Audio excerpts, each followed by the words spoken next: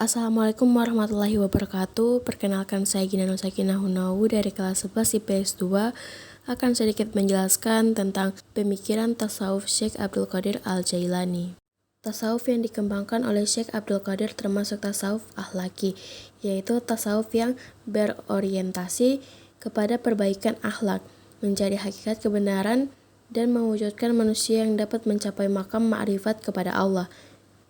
Beliau adalah seorang sufi besar yang berhasil memadukan syariat dan hakikat secara sinergis, serta berpedoman kepada Al-Quran dan Al-Hadis secara konsisten.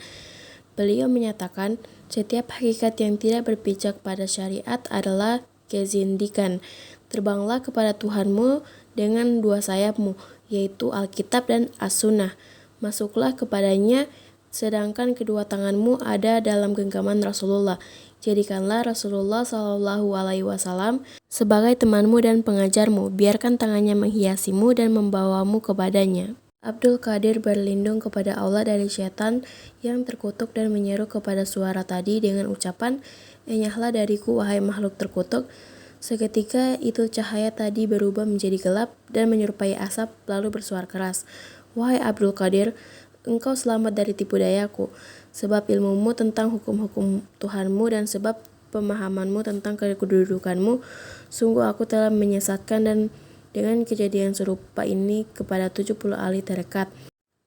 Setelah selamat dari tipu daya tersebut, beliau memuji Allah Subhanahu wa Ta'ala dengan mengucapkan, "Anugerah dan keselamatan hanya karena Tuhanku." Syekh Abdul Qadir ditanya, "Bagaimana Anda bisa tahu bahwa cahaya itu adalah setan?" Beliau pun menjawab, "Dari ucapannya, yaitu aku telah halalkan bagimu segala yang diharamkan, karena Allah tidak akan memerintahkan berbuat jahat." Syekh Abdul Qadir melihat ajaran Islam dari dua aspek, yaitu lahir dan batin. Dalam setiap ayat Al-Quran juga mengandung makna lahir dan batin. Misalnya tentang taharah yang berarti suci. Bagi Syekh Abdul Qadir, bersuci terbagi menjadi dua. Pertama, penyucian diri secara lahiriah atau dengan wudhu atau mandi. Kedua, penyucian diri secara batiniah diawali dengan kesadaran akan adanya kotoran pada diri manusia tersebut, yaitu dosa, kemudian dilanjutkan dengan penyelesaian perbuatan dosa tersebut.